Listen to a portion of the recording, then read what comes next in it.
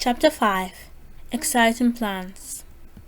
Next morning, Janet went down to the shed by herself. Peter was brushing Scamper. He was well and truly brushed every single morning, so it was no wonder his coat shone so beautifully. Just open the shed and give it an airing, ordered Peter. We shan't be using it today. There won't be any meeting yet.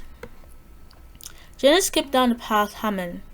She took the key from its hiding place, a little ledge beneath the roof of the shed, and slipped it into the lock. She opened the door. The shed smelled rather stuffy. She left the door open and went to open the little window too. When she turned round, she saw Jack's note on the floor. At first she thought it was an odd piece of waste paper, and she picked it up and crumpled it, meaning to throw it away.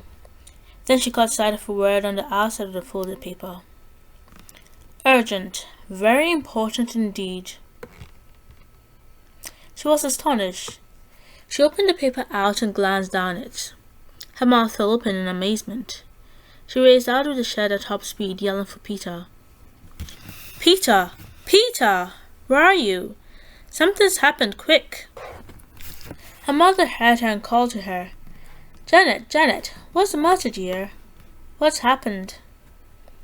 Oh, nothing, Mummy, called back Janet, suddenly remembering that this was secret society business.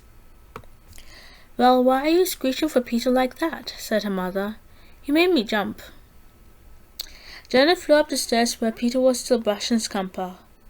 Peter, didn't you hear me calling? I tell you, something's happened. What is it? Asked Peter, surprised. Look, I found this paper when I went to the shed this morning, said Janet, and she gave him Jack's note. It's marked urgent, very important indeed. Look what it says inside. Peter read out loud what Jack had written. Peter, call a meeting of the Secret Seven at once. Very important mystery to solve. It happened to me last night about 9:30. Get the others together at 10 if you can. I'll be there. Jack. What on earth does he mean? Said Peter in wonder. Something's happened to him last night? Well, why is this such a mystery then? I expect he's exaggerating.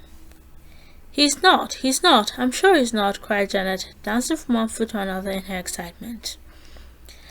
Jack doesn't exaggerate, you know he doesn't. Shall I go and tell the others to come at 10 if they can? Peter, it's exciting, it's a mystery. You wait and see what the mystery is before you get all worked up, said Peter, who, however, was beginning to feel rather thrilled himself. I'll go and tell Colin and George. You can tell the girls. Janet sped off in one direction and Peter in another. How lovely to have to call a meeting already, and about something so exciting too. It was about 9:30 when the two came back. Everyone had promised to come. They were all very anxious to know what Jack had got to say. Remember your badges, Janet said to the two girls. You won't be admitted to an important meeting like this unless you know the password and have your badge. Everyone turned up early, eager to hear the news. Everyone remembered the password too. Weekdays, and the door was opened and shut. Weekdays, and once more the door was opened and shut. Member after member passed in, wearing the badge and murmuring the password. Both Colin and George had their badges this morning. George had found his, and Colin's mother had already made him one. Jack was the last of all to arrive, which was most annoying because everyone was dying to hear what he had to say. But he came at last. Weekdays, said his voice softly outside the shed door. It opened and he went in. Everybody looked at him expectantly. We got your note and warned all the members to attend this meeting, said Janet. What's up, Jack? Is it really important? Well, you listen and see, said Jack, and he sat down in the box left empty for him. It happened last night. He began to tell his story, how he had missed his badge and felt certain he had dropped it in the field where the snowmen were, how he had slipped out with his torch to find it, and what he had heard and seen from the field. That frightful noise, the snorting, the horrid squeal, he said. It nearly made my hair stand on end. Why did those men come down that lane late at night? It doesn't lead anywhere. It stops a little further on just by a large holly hedge. And what could that thing be that they were towing behind? Was it a cage or something? Or was it a closed van where somebody was being kept prisoner? Said Barbara in a half whisper. It wasn't a cage as far as I could see, said Jack. I couldn't even see any windows to it. It was more like a small removal van than anything. But whatever was inside wasn't furniture. I tell you, it snorted and squealed and struggled.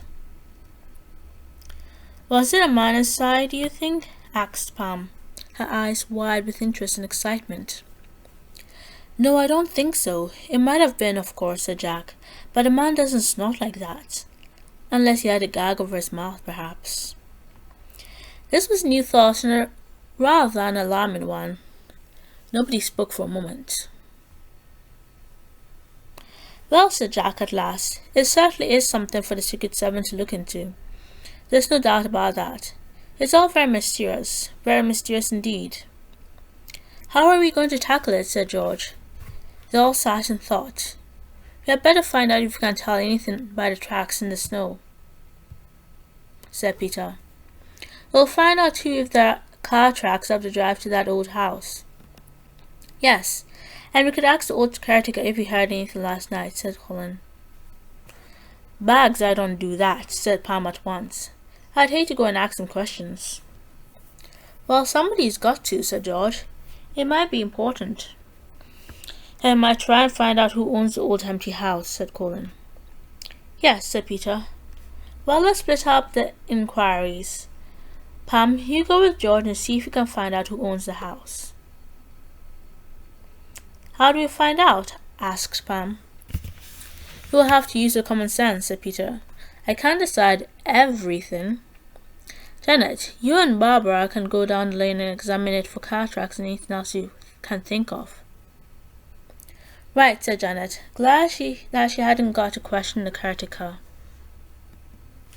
Colin, Jack and I will go into the drive of the old house and see if we can get the caretaker to tell us anything, said Peter, feeling rather important as he made all these arrangements. What's Scamper to do? Asked Janet. He's going to come with us, said Peter. In case the caretaker turns nasty.